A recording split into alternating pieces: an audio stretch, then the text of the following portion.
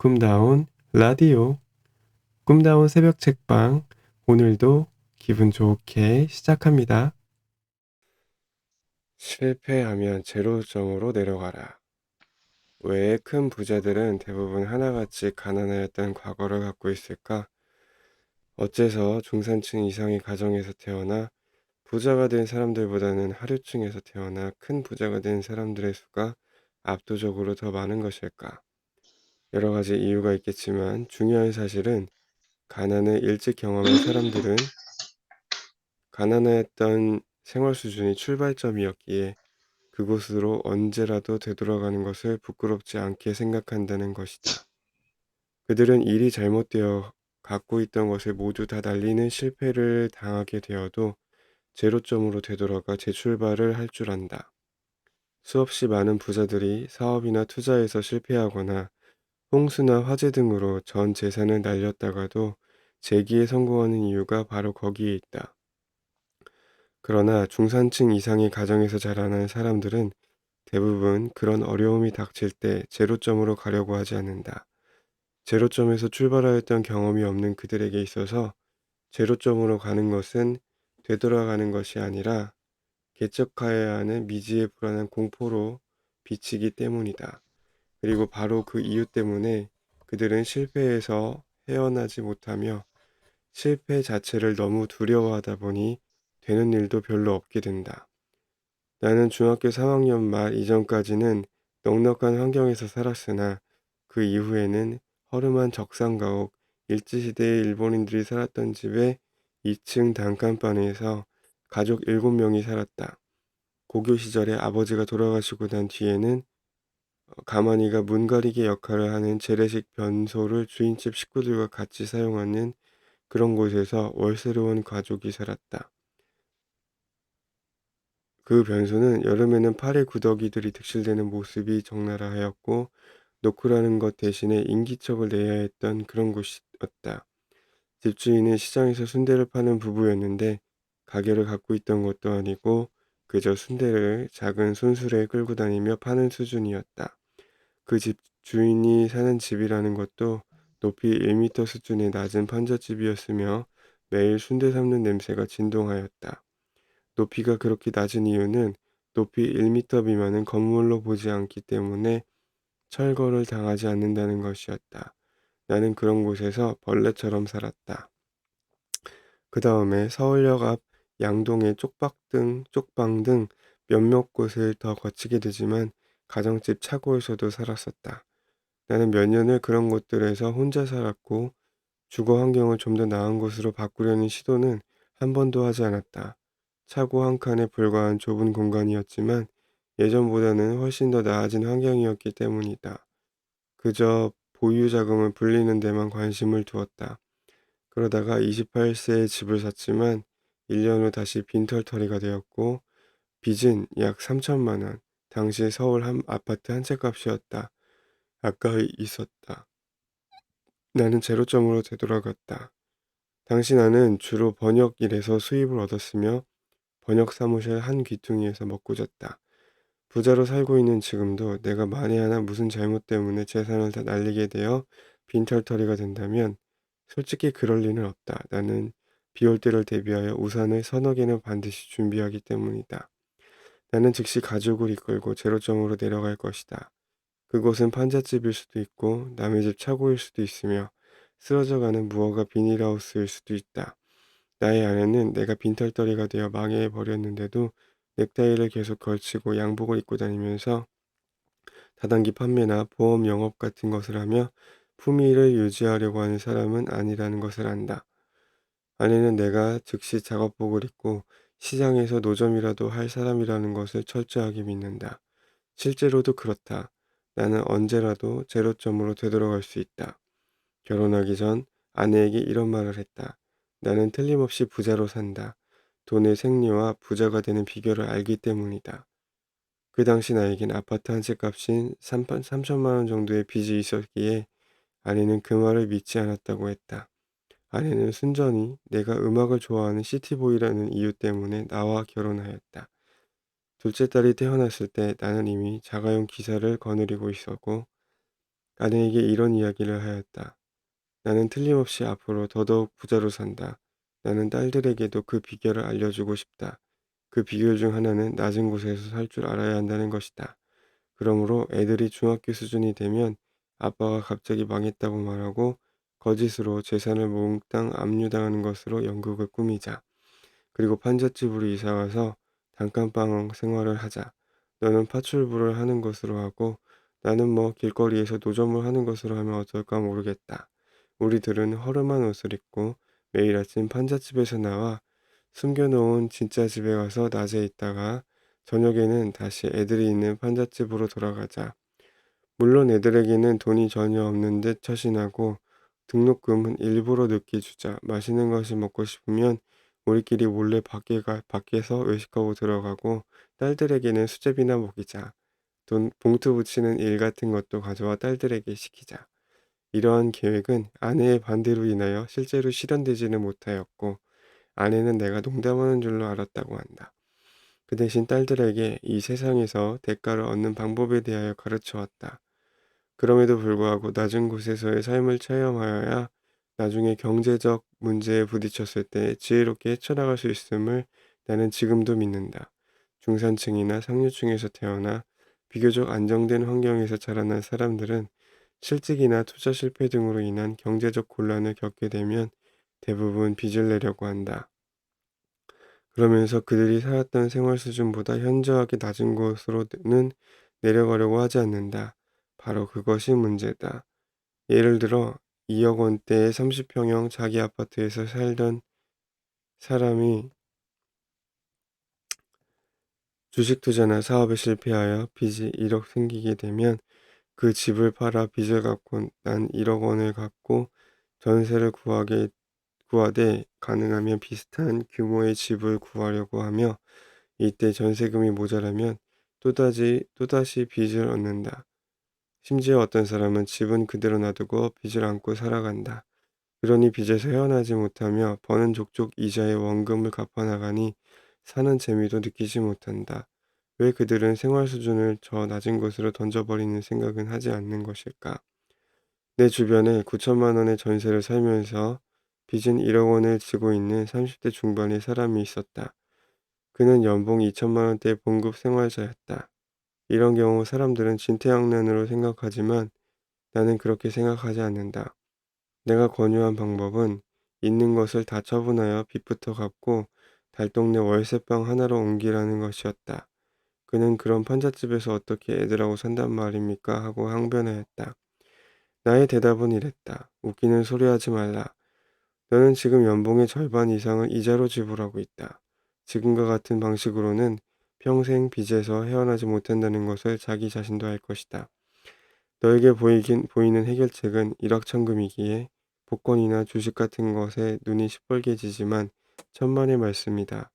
요행수를 바라거나 무엇인가에 쫓기며 하는 투자는 언제나 허무하게 끝나기 마련이다. 생활비를 극도로 줄이고 자신의 몸값을 비싸게 만드는 방법을 모색하면서 아내의 도움을 받아 밤에 포장마차라도 해야 한다. 아이들에게 미안하다고? 어쩔 수 없다. 어릴 때 가난을 맛보는 것도 행운이라고 나는 믿는다. 그렇게 하기 싫다면 개인 파산을 신청하든지 불법적으로 콩팥 같은 신체 일부라를 팔아 빚을 갚든지 해라.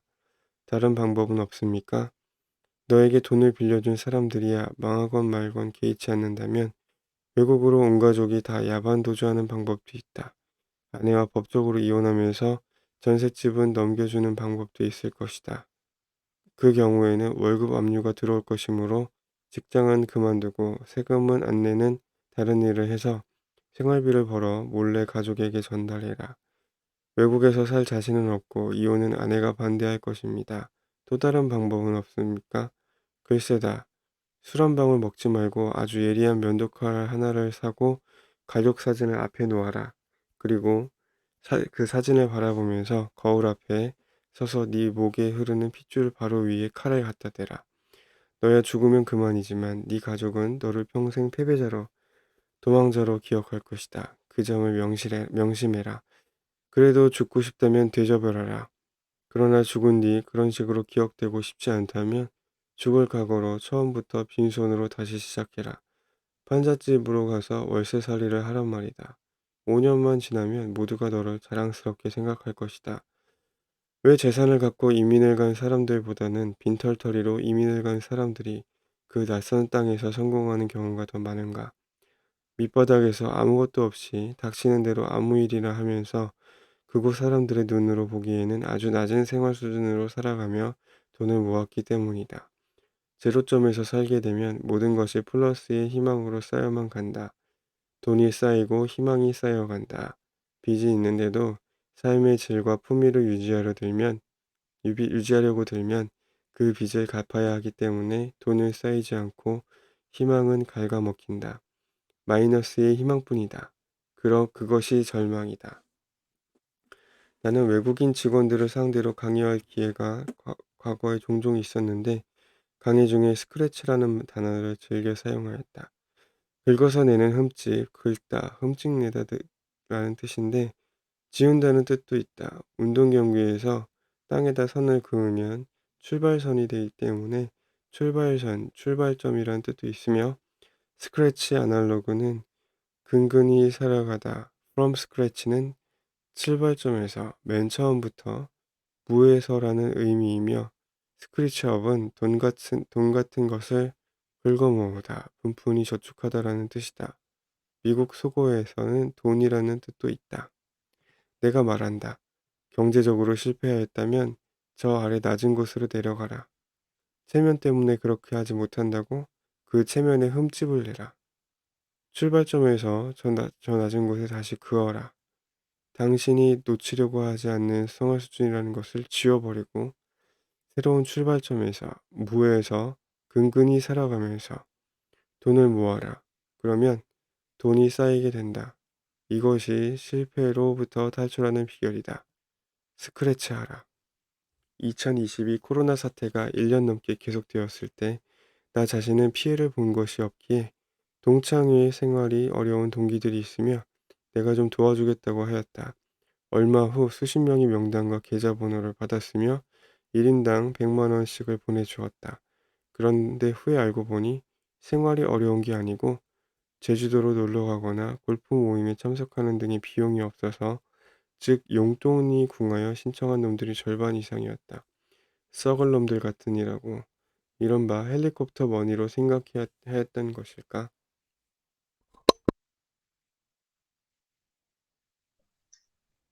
2022 미래를 미리 계산하지 마라. 19세기 말 프랑스의 사회학자 에밀 듀르켐은 자살론에서 자살을 세 가지 유형으로 구분하였다. 자신이 속한 사회 집단에 통합되지 못했기 때문에 소외감이나 우울증으로 하게 되는 자살, 이기적인 자살, 자신이 속한 집단에 지나치게 융합 결속되어 집단을 위해 희생적으로 사는 자살, 이타적 자살, 개인이 사회에 대한 적응이 갑자기 차단, 와해되면서 삶의 기준을 상실할 때 발생하는 자살, 아노미 자살이 바로 그것이다. 그러나 대부분의 자살은 아마도 이기적 자살과 아노미 자살이 혼합된 것인 듯 싶다. 자살에 대한 이야기를 서두로 꺼낸 것은 내가 20대 초에 그런 경험을 3번 겪었기 때문이다. 약을 먹기도 했지만 며칠 후 깨어난 적도 있고 손목에 면도칼을 깊게 긋기도 했는데 깨어보니 병원 응급실이었고 그 덕에 정부에서 운영하는 정신병원에 강제로 보내지기도 했다. 혹시라도 세이노 행세를 하며 사기치는 놈이 있을지도 모르겠다. 나에게는 왼쪽 팔목에 길이 6cm, 4cm짜리 칼자국 2개가 나란히 있다. 면도칼로 그었더니 피가 줄줄 흘러 다시 팍 그었기에 칼자국이 2개가 되었다. 그걸 확인하면 된다. 우울증에 걸렸던 것 아니냐고? 그랬던 것 같다. 내가 극단적으로 우울해진 사건은 군 제대 후 압구정동에서 일어났다. 우연히 그곳을 부잣집 여자친구와 지나가다가 그녀에게 물어보았다. 너는 결혼 후 어떤 곳에서 살고 싶으냐고 말이다. 그녀의 대답은 얼마 전 행복한 막내 언니가 20몇 평에서 사는데 좀 좁게 느껴지므로 자기는 30평 정도가 되면 좋겠다는 것이었다. 나중에 그 동네 아파트 가격을 알아보았더니 30평형은커녕 가장 작다는 20몇 평형 아파트의 전세조차도 나로서는 평생 못 가질 것이었다. 남산 꼭대기에서 때 수없이 널려있는 그 아파트들 중 정말 단 하나라도 내 것이 되는 일은 정말 영원히 불가능해 보였다. 그게 벌써 근 30년 전 이야기이다.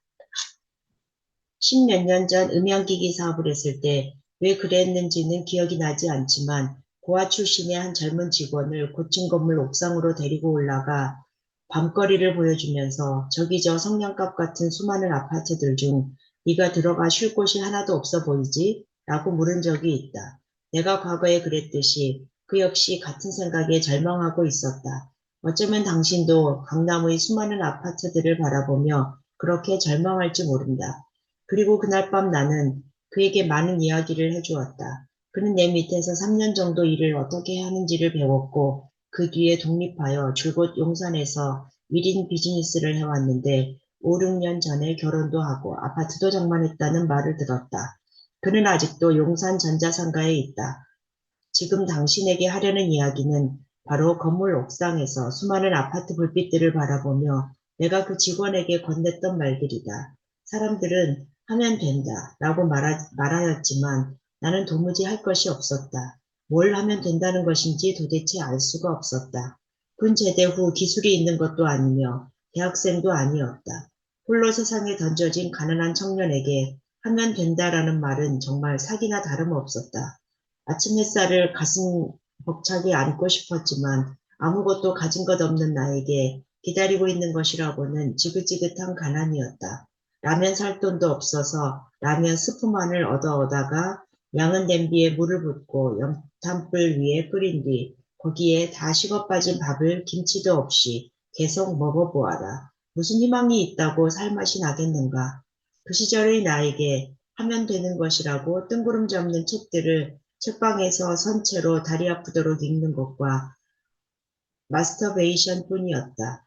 그나마 마스터베이션이라도 되었으니 다행이었는지는 모르겠지만 결국 절망감, 고독감, 외로움, 열등감, 상황 도피, 삶의 기준 상실, 그 모든 것들이 복합적으로 작용하여 자살을 생각하였고 그것이 거듭 실패하자 이 족같은 세상에서 이왕 살아야 한다면 내 팔목에서 쏟아진 피보다 더 진하게 살아보자고 결심한다. 그리고 은연중에 피보다 진하게 살자가 나의 좌우명 비슷하게 자리 잡았다. 정신과 의사들은 우울증에 걸려 자살 충동을 느끼면 상담을 받아야 한다고 한다. 지금은 어떻게 하는지 모르지만 과거에는 중증의 우울증 환자인 경우 머리에 강한 전기 쇼크를 주어 잠시 죽였다가 실험실 개구리 뒷다리처럼 온몸에 발작이 일어나면서 얼굴이 보랏빛으로 변하면 다시 살려내는 그런 치료법이 종종 사용되었다. 그런 장면을 본 나는 정신과 의사 앞에서는 명랑한 척하여 풀려났다. 23살의 어느 우울한 봄날이었다. 다시 봄이 왔을 때 나는 남의 집 차고에서 살면서 닥치는 대로 공부를 했고 아이들 가르치는 일부터 시작해서 미군 부대 물건 파는 등 아르바이트도 많이 했다.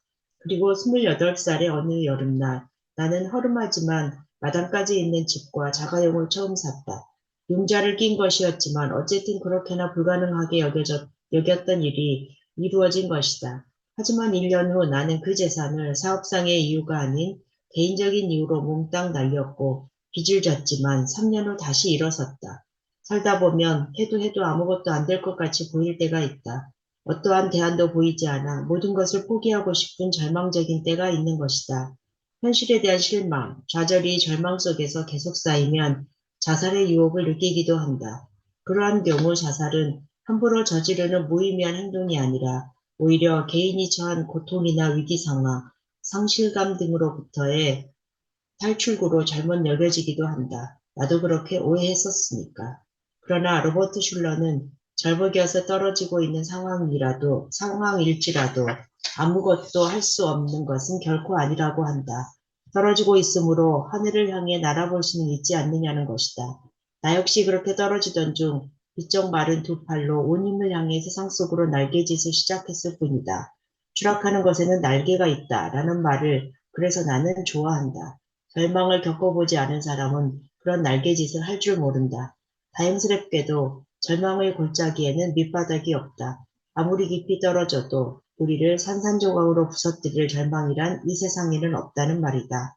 우리를 파괴시키는 것은 우리 자신일 뿐이다. 마약 중독자들의 일상을 그린 영화 트레인스포닝에서 주인공 마크 렌트는 이렇게 말한다. 삶을 선택하라. 직업을 선택하라. 미래를 선택하라. 가족을 선택하라. 빌어먹게 큰 텔레비전을 선택하라. 세탁기, 자동차, CD 플레이어, 전동식, 깡통 따개를 골라라. DIY 제품을 고르고 일요일 아침마다 교회에 나가 회개하는 삶을 선택하라. 빌어먹을. 하지만 내가 왜 그런 것을 원해야 하지? 렌트는 평범한 사람들의 평범한 삶을 비웃는 듯 보이지만 그의 독백 속에는 학벌이나 돈, 능력도 없으므로 평범하게 살아야 살 수도 없지 않느냐는 절망이 근저에 깔려 있다. 그는 대안으로 마약을 선택했을 뿐이다. 트레인스포닝, 트레인스포닝은 영국에서 기차가 처음 생긴 지 얼마 되지 않았을 때 생긴 말로 사람들이 기차역 플랫폼에 모여 역으로 들어오는 기차의 번호를 맞히는 게임을 뜻한다. 이 영화의 극작가 존 호지는 이런 게임을 하는 사람들, 즉 트레인스포터는 혼돈으로 가득 찬 세상에서 무엇인가를 바로 잡아야겠다는 행동 양태를 가진 사람을 일컫는 것일 수 있으며 이는 영국 젊은이들뿐만 아니라 현재를 사는 모든 젊은이들의 모습이라고 하였다. 결국 트레인스포닝은 삶은 우리에게 달려오지만 우리는 삶의 번호를 알지 못하며 다만 번호를 맞히는 게임을 할 뿐이라는 의미를 던져준다. 우리는 왜 절망하는 것일까? 미래의 상황을 현재의 처지에 비추어 미리 계산하기 때문이다. 지금 인류대를 못 다닌다고 해서 10년 후에 성공하지 못할 것이라고, 지금의 빚을 5년 후에도 못 갚을 것이라고, 지금의 봉급으로는 평생 남들처럼 못 살 것이라고 미리 계산하여 체념한다. 지금 가난함으로 평생 가난하게 살 것이라고 미리 계산기를 두들겨 대면서 미래의 삶에 절망적인 번호를 매기고 만다. 내가 그랬듯이 말이다. 하지만 지금 상황이 이러저러하므로 5년 후, 10년 후에도 이러저러할 것이기에 희망이 없다고? 너무 계산이 빠른 것 아닌가? 점쟁이도 자기 미래는 모르는데 어떻게 감히 신의 영역인 미래를 스스로 투시하고 미리 계산할 수 있다는 말인가? 부자가 되려면 미래 방정식에 지금의 처지를 대입하면 절대 안 된다. 결코 그런 짓을 하지 말라. 트레인스포닝 게임처럼 우리에게 달려오는 삶의 번호는 아무도 모르기 때문이다. 옛날 춘추 전국 시대의 중국에서는 논두렁에서 군사를 일으켜 일학 군왕이 된 자가 있는가 하면 시장 거리에서 춤추던 무희가 하루아침에 화원가 되는 일도 비일비재하였지 않은가. 노래 Don't Cry For Me 아르헨티나의 주인공 에바 페론 역시 술집 종업원에서 아르헨티나 대통령의 영부인이 됐지 않았던가. 그렇게 절망적이었던 내가 부자로 살 것이라고는 누구도 생각하지 못한 일이었다. 흔히 이야기하듯 사람 팔자 시간 문제이다. 그러므로 미래를 미리 계산하여 절망하는 어리석음을 버리고 그저 이 순간부터 당신의 미래 언젠가에 무슨 일인가가 새로 일어날 수 있도록 책을 읽고 지식을 축적하라. 절대로 내가 이걸 배워서 어디다 써먹겠어? 내가 이렇게 한다고 해서 무슨 소용이 있겠어? 하는 따위의 생각은 추워도 갖지 말라. 그건 역시 미래 방정식에 현재의 시간을 대입시키는 어리석은 짓이며 패자들이 즐겨 사용했던 핑계에 지나지 않는다. 단 조건이 있다. 뭘 배우든지 간에 뭘 하든지 간에 미친 듯이 피를 토하는 마음으로 제대로 하여라. 그렇게 할 때에야 비로소 미래는 그 암흑의 빗장을 서서히 열어주기 시작할 것이며 조만간 그 빗장 너머에서 비치는 강렬한 태양빛 아래에서 당신은 감격의 눈물을 흘리게 될 것이다. 아마 그렇게 몇 년째 살아왔음에도 변화가 없다면 당신은 그저 삶의 번호를 잘못 찍는 바람에 길을 잘못 들었을 뿐이다. 그 잘못된 길에서 절망하지 말고 빨리 깜빡이를 켜고 길을 바꾸어라. 내 말을 믿어라. 거기서 새 삶이 무섭도록 빠르게 달려온다. 정말로 그렇게 되느냐고? 수많은 사례가 있지만 하나만 얘기하자. 신문에 칼럼을 기고할 당시 절망감이 가득 찬 독자로부터 메일을 계속해서 받았다. 이른바 괜찮다는 대학의 인문학과를 나왔지만 이혼하여 혼자가 된 상태에서 뚜렷한 기술이나 직업도 없는 30대 초의 독자였다. 그저 막연한 생각으로 약대나 한의대에 다시 가려고 했지만 실패하였고 중고생을 부업 삼아 가르치며 모은 얼마 안 되는 돈마저 주식 투자로 다 날렸지만 몰락한 집안을 이끌어 가야 하는 처지였다. 답변 메일에서 나는 생각의 전환을 강조하면서 부업 삼아 하던 가외 일에 미칠 것을 권유하며 프로가 되는 법을 구체적으로 상세하게 알려주었고 그 독자는 내 지시대로 하겠다고 하였다. 나는 내게 메일을 보내는 모든 독자에게 똑같은 친절을 베푸는 사람이 결코 아니다. 절대로 나에게서 개인적인 친절함은 기대하지 말라. 그럼에도 불구하고 그는 즉시 내 말대로 하지 않고 계속 머뭇거리면서 내게 이런저런 질문을 던졌다. 하지만 그의 질문들은 정확히 표현하면 궁금한 점들이 아니라 안달이었고 내가 이렇게 한다고 해서 과연 세이노처럼 될까 하는 끊임없는 의심이었다. 왜 사람들은 내가 이미 실제로 경험한 것을 말해주는데도 믿지 못할까? 정말 이러한 의심은 미래를 미리 계산하여 보아야 직성이 풀리는 가난한 자들의 공통적 특성이다. 승자는 일단 달리기 시작하면서 계산을 하지만 패자는 달리기 전에 계산하는 것부터 먼저 하느라 바쁘다. 유대 경전에 나오는 말인데 정말 진리다. 미래를 미리 계산부터 해보려는 그의 태도에 나는 짜증을 엄청 냈으며 결국 그는 내가 지시한 방법론을 받아들였다. 1년이 지나자 그의 예금액은 수천만 원이 되었다. 그리고 다시 1년이 채 못 돼서 그의 금액은 2억 원이 되었고 거기서 다시 6개월여가 지나자 그가 내게 보고한 예금액은 3억 원에 달하였다. 물론 내가 아주 약간의 재테크 조언을 해주기도 했지만 그는 더 이상 내 조언들을 의심하지 않았다. 그 조언 중 하나가 건강을 잃으면 모든 것을 잃는다고 해서 나온다. 좀 더 자세히 알고 싶다고? 그 독자의 프라이버시와 세무서 때문에 안 된다. 내가 꾸며낸 얘기가 아니냐고? 야, 이 닭대가리야. 내 주변에 그런 사람이 한두 명인 줄 아느냐? 쯔쯔. 위의 글과 관련하여 내 생각이 요즘도 마찬가지일지를 묻는 독자들이 있었다. 나 같은 베이비붐 시대에는 산업화 시대를 거치면서 자산 형성이 비교적 손쉬웠으나 지금은 아파트 가격이 엄청나게 뛰어오르는 절망의 시기인데 여전히 미래를 미리 계산하지 말라는 말이 맞냐는 것이었다. 내 대답은 동일하다. 지금 시기에도 미래를 미리 계산하지 말아라. 끝없이 올라갈 것만 같았던 부동산 가격도 2022년 중반부터 하락 일변도로 바뀌었지 않은가. 가까운 10여 년 전하고 비교하여 보자. 2006년부터 2008년까지 부동산 가격은 최고 상승을 이어갔다. 2006년 12월 4일 한겨레 신문은 11월 집값 강풍이 불면서 집값 상승률이 16년 만에 최고로 올랐다고 보도했다. 하지만 2009년 말부터는 아파트값 하락세가 본격화된다는 뉴스가 나오기 시작하였고 2010년도부터는 집값이 하락하는 가운데 전세만 강세로 이어지는 현상이 지속된다. 즉 2010년부터는 집값이 안정적이었고 실업률도 낮았는데 그때는 희망이 넘쳐났을까? 한겨레 20일에서 2010년 4월에 발표하였던 탐사기획 연구 빈곤 보고서를 보자. 그 보고서의 서두는 이렇게 시작된다. 지금은 가난해도 열심히 일하고 자식 교육을 잘 시켜 나중에는 혹은 내 자식들은 잘 살 수 있도록 하겠다는 희망의 절대 빈곤은 사라졌다. 그 자리에 나중에도 혹시 내 자식들도 남들처럼 잘 살기는 어려울 것 같다는 절망의 상대 빈곤이 자리 잡고 있다. 세상에 대해 분노를 느끼는가? 노인 플러스 성인, 자녀 가구의 21.3%가 그렇다고 대답했다. 노력해도 가난에서 벗어날 수 없다고 생각하는가? 노인 플러스 성인, 자녀 가구의 58.5%가 그렇다고 대답했다. 같은 응답을 한 노인 가구는 48.4%였다. 부자들에 대한 부정적인 인식과 세상에 대한 분노를 묻는 질문에도 노인 플러스 성인 자녀 가구는 노인 가구보다 강렬하게 응답했다. 노인 플러스 성인 자녀 가구의 38.5%는 부자들이 불법 편법으로 돈을 버는 것으로 생각하고 있었다. 이러한 내용이 과연 지금하고 크게 다른 게 있을까? 시대와 상관없이 절망의 골짜기는 언제나 깊이 파여 있었고 그 골짜기 위의 하늘은 언제나 회색빛이었다. 덧붙여 나는 마블 영화들을 별로 좋아하지 않는다. 다크나이트 라이즈에 나오는 명장면을 기억한다. 지하 동굴 감옥에서 웨인이 빠져나오려고 몸에 밧줄을 묶고 벽을 타고 기어 올라가는 장면 말이다.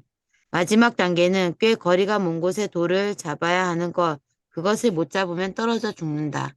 이미 웨이는 밧줄을 몸에 묶고 시도하였으나 실패한 바 있다. 하지만 깨닫는다. 밧줄을 몸에 묶는 것 자체가 실패하여 떨어져 죽는 것을 두려워하기 때문이라는 것. 최후의 웨이는 밧줄 없이 맨몸으로 동굴벽을 오르기 시작한다. 그리고 성공한다. 스크래치하라는 이유가 바로 이것이다.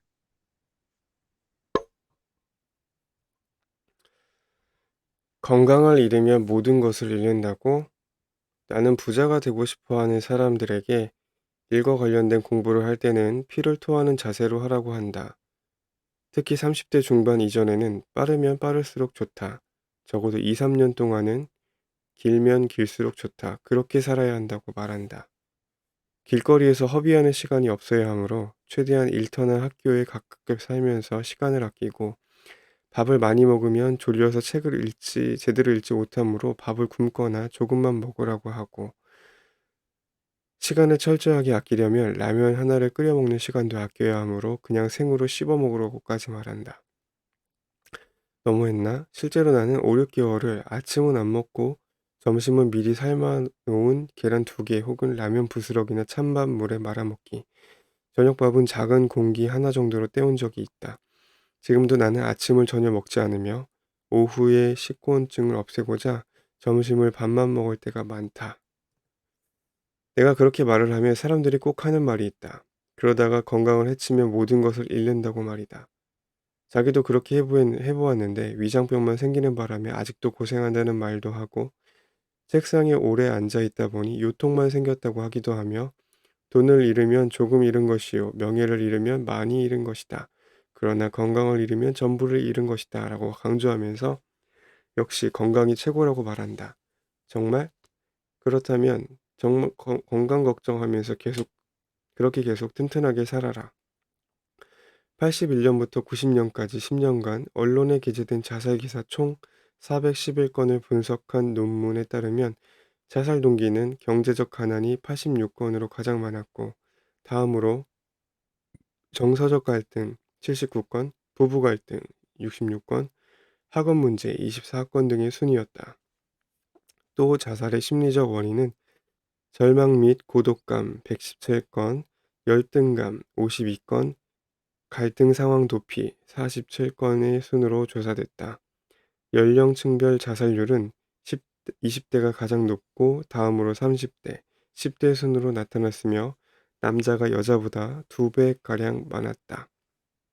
그로부터 10여 년이 지난 뒤 통계청이 내놓은 99년 한국인의 사망 원인 분석에서도 자살자는 10에서 30대에 집중되는 현상을 보였고 그들 세대에서 자살은 교통사고 다음에 최대 사망 원인으로 나타났다. 즉 자살자들은 젊고 싱싱하고 건강한 10에서 30대 중에서 가장 많이 나오며 건강 상실이 동기가 되어 자살하는 사람은 많지 않음을 알 수 있다. 이거 좀 이상하지 않은가?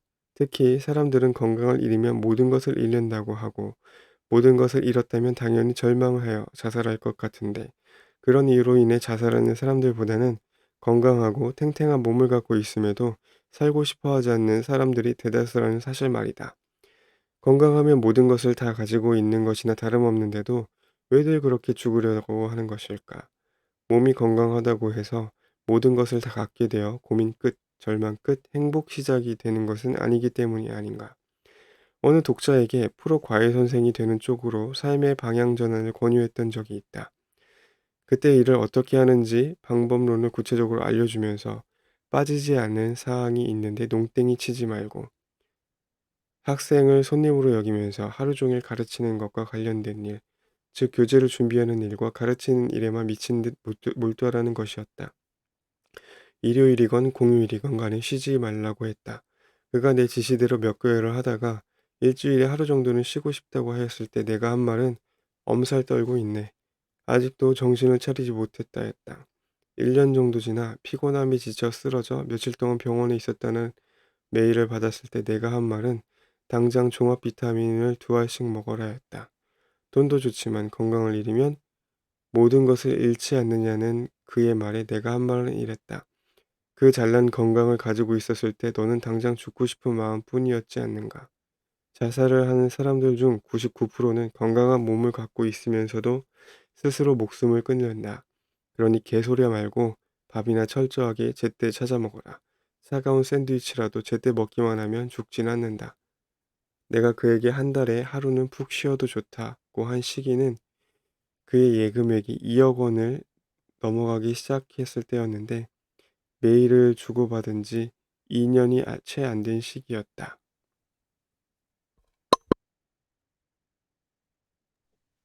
세계보건기구는 건강을 신체적으로 병이 없는 상태이면서 정신적, 사회적으로도 안녕인 상태라고 정의한다. 몸 건강한 노숙자는 정신적, 사회적으로 안녕한 상태는 아니므로 건강한 사람이라고 할 수 없다. 그저 몸 하나 튼튼하다고 건강한 것은 아니라는 말이다.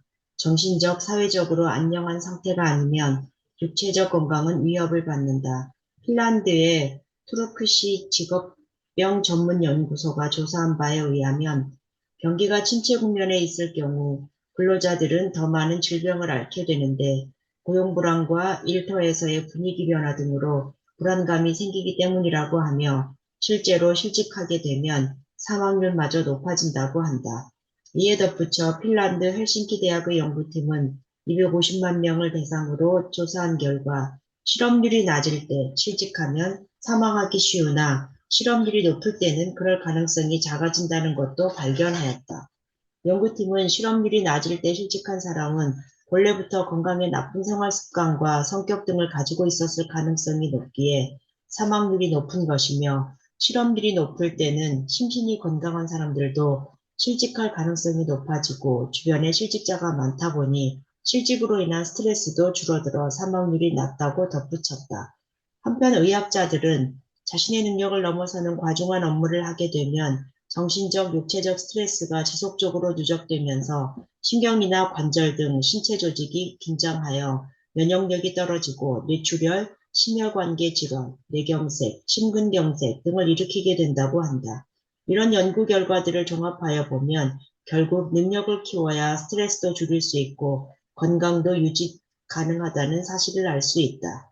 능력을 키우려면 내가 권유하는 바대로 공부를 할 수밖에 없다. 하지만 밤늦게까지 공부를 하고 낮에 일을 하게 될 때 느끼게 되는 피곤함이나 체력의 한계는 어떻게 극복하여야 할까? 나는 하루에 열 몇 시간씩 육체를 혹사시키라는 것이 아니다. 육체에는 한계가 분명 있다. 때문에 적절한 휴식이 필요하다. 우리 몸은 기계가 아니니까 말이다. 하지만 두뇌의 활동에는 그런 한계가 없다고 나는 믿는다. 휴식 삼아 영화를 보건 음악을 듣건 뭘 하건 간에 두뇌는 생각을 멈추지 않는다. 잠을 자지 않는 이상 두뇌는 계속 활동한다. 심지어 잠을 자는 동안도 눈동자가 움직이고 뇌파에 변화가 있는 것을 보면 두뇌는 수면 중에도 완전히 쉬고 있는 것은 아닌 듯 싶다. 내가 피토하듯 하라는 것은 어느 한 분야에 정신을 계속 집중시키면서 두뇌를 계속 사용하라는 뜻이다. 물론 건강을 해치면서까지 그렇게 하여야 한다는 뜻은 아니다. 그러나 엄살은 부리지 마라. 나 역시 건강체는 아니다. 몸무게도 표준 체중 미만이고 나이 50에 허리둘레 30인치를 갖고 있을 정도로 말랐다. 아주 어릴 때부터 잔병치레가 많았고 큰 병도 몇 번 앓았던 경험이 있다. 번역 일을 할 때는 하루 열 몇 시간 이상 원고지를 메꾸느라 어깨가 떨어져 나가는 듯한 아픔을 늘 갖고 살았다. 잦은 해외 출장으로 인한 시차 때문에 위장병에 걸려 오랫동안 고생한 적도 있고 몇 년에 한 번씩 재발하곤 하는 12지장 궤양을 아직도 갖고 있다. 급성 폐렴에 걸린 줄도 모르고 지독한 감기에 걸렸나 보다 생각하며 돌아다니다가 병원에 초응급으로 입원한 적도 있다. 심한 목 디스크로 고생하기도 했었다. 아프리카 깊은 산속에서 어깨에 벌레 물린 물집 같은 것이 생겨 대수롭지 않게 여겼는데 엄청 아파 고생한 적도 있다. 나중에 한국에 돌아와 진찰을 받아보니 대상포진이라는 병이었다. 게다가 뭔가를 만드는 것을 좋아하는 취미가 있다 보니 파편이 눈에 들어가는 바람에 거의 실명 위기 직전까지 간 적도 있다. 하지만 나도 늙어간다. 30대만 하더라도 코를 골거나 이를 갈거나 방귀를 뀌지 않았는데 지금은 이를 갈거나 코를 골 때도 많다고 하며 가끔 저녁에 방귀도 뿡뿡 끼는 거를 보면 몸이 확실히 예전과 같지는 않다. 내가 20대부터 40대 초까지 열심히 일을 하면서도 한편으로는 계속 뭔가를 읽고 배워나갈 수 있었던 것은 신체 리듬을 유지하였기 때문이다. 한창 일하였던 시기에는 취미 생활을 위해 몸을 많이 사용하는 것을 극도로 꺼려하였는데 그 다음 날의 컨디션을 유지하기 위함이었다. 오늘 밤에 읽어야 할 책이 있다면 나는 절대 술을 마시지 않는다. 새벽까지 술을 마심으로써 다음날 엉망이 된 경우도 있었지만 그런 경우는 10년에 한 번 정도뿐이었다. 내가 제일 싫어하는 직원들은 술을 통제하지 못하고 마셔대는 사람들, 교회에서 철야 예배를 마치고 출근하는 사람들, 일요일에 등산이니 뭐니 하면서 몸을 극도로 사용한 뒤 월요일에 출근하는 사람들이었다. 나는 육체의 리듬을 깨는 일은 토요일에 할 것을 권유한다. 사람들이 무엇인가 열심히 하다가도 육체적, 정신적 스트레스를 견디지 못하고 결국은 건강이 최고다 라는 말에서 피난처를 찾는 이유는 무엇일까? 우선 그 노력의 결과가 즉각 가시적으로 나타나지 않기에 기쁨을 즉시 느끼지 못하기 때문이다. 예컨대 학생의 경우 죽어라고 공부한 결과 몇 개월 후 치른 시험에서 성적이 쑥 올라가게 되면 그때부터는 신이 나서 누가 뭐라고 하든 간에 공부하게 되고 자기가 공부하는 것에 대한 나름대로의 깨달음도 얻는다. 그러나 그렇게 노력하였음에도 불구하고 성적에 변화가 없었다면 노력할 마음은 사라지고 오히려 육체적, 정신적 스트레스에 시달리게 되면서 소화가 안 된다느니 등등 갖가지 질병을 달고 다니게 된다. 사람들이 노력을 열심히 하지 못하는 이유 역시 비슷하다. 몇 개월을 열심히 해보아도 수입이 즉각 느는 것도 아니고 남들이 알아주는 것도 아니다. 가시적 효과가 바로 나타나지 않으니 필요성을 느끼지 못하며 결국 실증만 느끼게 된다. 쉬고 싶어진다. 그렇다면 육체적, 정신적 스트레스에서 벗어날 해법은 무엇인가? 첫째, 가시적 결과를 외부에서 찾지 말고 내부에서 찾아라. 당신 자신의 노력을 인정해주고 칭찬하여야 할 주체는 타인이나 직장이나 사회가 아니다. 왜 상을 누구로부터 받으려고 하는가? 상은 당신이 자기 자신에게 주는 것이 진짜이다. 새겨들어라. 훌륭한 화가는 자기 그림이 마음에 들 때까지 붓을 놓지 않는 법이다. 당신 역시 자신이 알고 있는 지식 수준에 스스로 흡족할 때까지 공부하고 노력하라.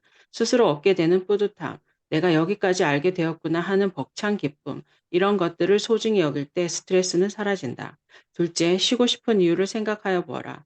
당신이 허약 체질이라도 재미있는 컴퓨터 게임은 쉬지 않고 24시간 이상도 할 수 있을 것이다. 재미를 느끼는 데다가 육체적 에너지의 손실이 크지 않고 두뇌를 사용하는 일이기 때문이다. 육체 노동이 아닌 일에서 자꾸 쉬고 싶어지는 이유는 재미를 느끼지 못하기 때문이다. 그러므로 몸이 비비꼬이고 실증이 날 때는 자기가 재미를 느끼지 못하는 이유를 스스로 파악해야 할 것이다. 재미를 느끼기만 한다면 스트레스는 더 이상 주어지지 않는다. 아무 일이나 재밌게 하라. 셋째, 노력한 만큼의 대가는 반드시 주어진다는 것을 믿어라. 문제는 그 시기가 당신이 생각하는 시간보다 더 미래에 있다는 점이다. 이것을 나는 보상의 수레바퀴는 천천히 돈다. 가속도가 붙기까지는 이라는 말로 표현한다. 그러나 사람들은 그 사실을 모른다. 노력을 해도 대가가 주어지지 않는 일도 물론 있다. 미련하게 무조건 한 우물을 파지 말라는 말이다. 넷째, 긴장감을 잃지 말라. 긴장감이 있다면 싫은 것을 오랫동안 억지로 하여도 탈이 나지 않는다. 전쟁터에서 식사도 제때 못하고 잠도 제대로 못 자는 병사들이 건강을 해쳐 죽었다는 말 들어본 적이 있는가? 이것 아니면 죽는다는 긴장감 때문에 그럴 틈이 없다. 군대를 다녀온 사람은 알 것이다. 제 아무리 몸이 아파도 점호 시간에는 정신이 번쩍 든다는 것을. 결국 모든 것은 당신 정신 상태에 달려 있다는 말이다. 죽기 아니면 까무러치기라는 식으로 자기 자신에게 배수의 진을 치라는 뜻이다. 그래도 당신은 여전히 육체의 건강을 우선으로 친다고? 아무도 안 말린다. 그러나 그 튼튼한 몸이 도대체 왜 필요한지 그 육신의 존재 이유를 한 번쯤 생각하여 보면 어떨까? 그저 오래 살기 위해서? 2022. 내 건강이 어떤지 묻는 메일들을 자주 받는다. 최근에는 아직 살아 계실지에 대한 생각도 조금은 듭니다. 혹시나 영면하셨다면 명목을 빕니다라는 메일도 받았다. 나는 아직까지 그럭저럭 괜찮지만 세월을 이길 수는 없지 않은가. 네. 수고하셨습니다. 그래서 오늘 또 갖고 온 얘기는 또 어제 이어서 일론 머스크 졸업식 축사 그 슈퍼 하드 워크 일을 슈퍼 하드로 하라고 했는데요. 어떻게 했냐면 I was coding at night 7 days a week all the time. 그러니까 컴퓨터가 한 대밖에 없었는데 이제 낮에는 웹사이트 돌리고 밤에는 계속 코딩하면서 뭐 아파트 조그마한 거 하나 빌려 가지고 거기서 소파에서 자고 하면서 살았다고 합니다. I was coding at night 7 days a week all the time. 이게 그 일론 머스크 형제가 그 페이팔 만들었을 때 얘기라고 하네요. I was coding at night, 7 days a week, all the time. 일주일에 7일 하루 종일 난 밤에 계속 코딩을 하고 낮에는 컴퓨터를 돌렸어요. 이겁니다. 사진 찍을게요. 저는 자, 갑니다. 사진. 하나, 둘, 셋. 네, 감사합니다. 수고했습니다. 저는 열심히 오늘 잘 다녀오세요. 잘 다녀오세요. 잘 다녀오세요. 감사합니다. 언제 오시는데요? 일요일이요. 죄송해요. 저 먼저 나갈게요. 예. 균형이 눈 감았는데 괜찮죠? 갔네. 무슨 말. 어쩔 수 없죠. 좋은 날 네. 되세요. 네.